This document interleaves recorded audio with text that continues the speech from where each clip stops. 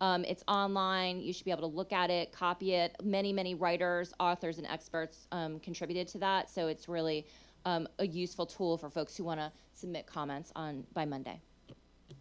Okay, great. We're going to move right into the prison reform working group, Jesselyn. And so I'm just going to make a few announcements, and then I'm going to ask actually Hayne and Charlie if you have anything that you'd like to add to the report. Okay, so the ACLU has been working closely with Senator Durbin's office to reintroduce his solitary confinement bill that he introduced last Congress. We're also working with them to so that we can having a hearing at the end of this month, possibly, even though time is ticking away, on the 27th or 28th. I'll let people know if we're able to pull that off by then, but we are still going to try to have a hearing before the August break.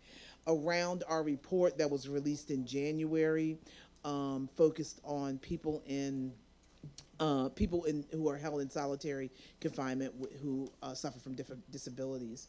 And so I'll keep you up to date in terms of the time and date of that briefing. Also, we've been working closely with Senator Cardin's office so that because he is interested in reintroducing his private prisons FOIA bill, and that bill would basically force BOP to do a better job of monitoring the private prisons, and he is very close to being ready to reintroduce that bill.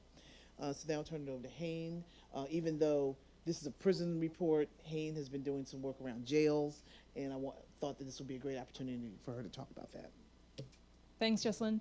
So today we released a report called Out of Sight, the Growth of Jails in Rural America, which is basically a report from our Incarceration Trends Project, which is supported by the MacArthur Foundation.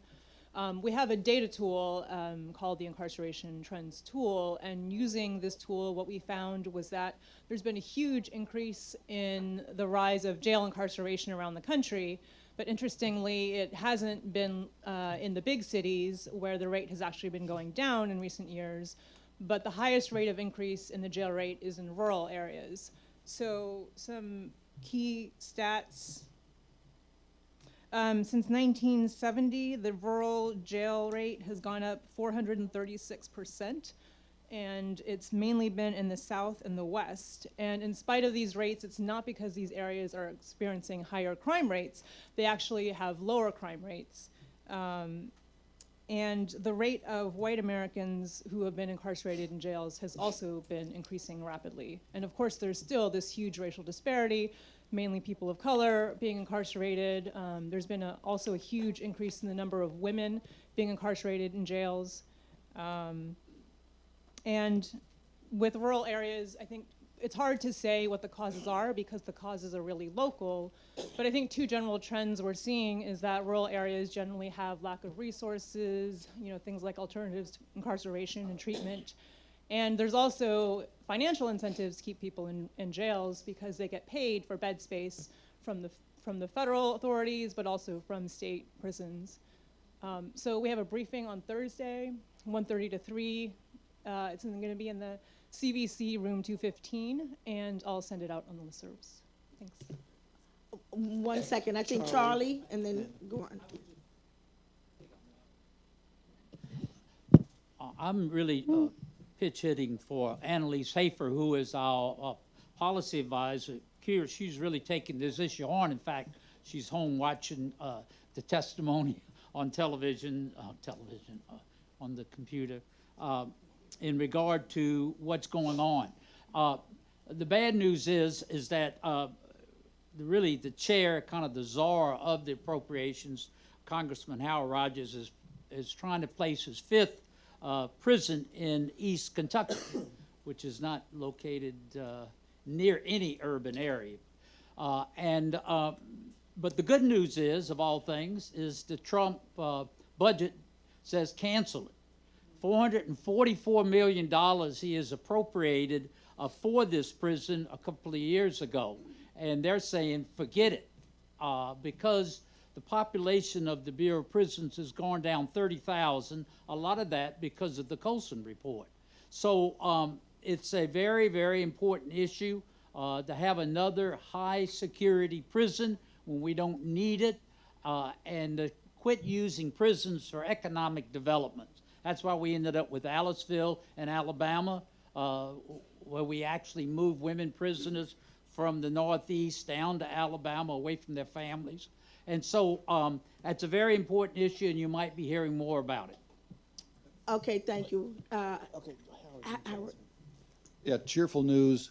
You didn't catch it last November. Oklahoma became the second state besides California to make all drug sentences for simple possession a maximum of 1 year in the county jail. And it was a 57-43 vote.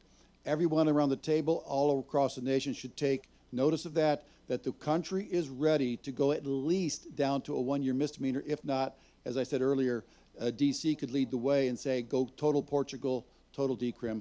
It's all, and by the way, Republicans are liking it, rightoncrime.com, because it's saving money and it doesn't affect crime rates. I would just add to the comments about the Letcher prison and the Trump budget sort of explanation that they would pull back the $444 million is that, to add some more bad news to the conversation, unfortunately, is the reason they said that they would pull that back is that Thompson is imminently coming online and that they would also accommodate for extra growth with private prison contracts. So just to be careful about sort of threading the needle on that. Last time I talked to BOP, which was last week, about Thompson, they said they still don't know if it's going to be ADX-like in conditions. They don't know when it's coming online, and they don't know how much more money they need to open it. So cheerful black hole of information, just need to make sure, I think, that in saying, yes, get rid of Letcher, we also say, but also we don't need another ADX in rural Illinois. Thank you. We're going to move right along to commutations and pardons, and Mark Osler is here. He's going to give our update on that. All right, thank you, Nikichi. And you know, as Nikichi mentioned previously, the numbers are in from the Obama Clemency Initiative that 1,715 people got commutations, which is really remarkable, a historic use of this principled tool of the president. Bad news is that there's been nothing since January 20th, that there are over 11,000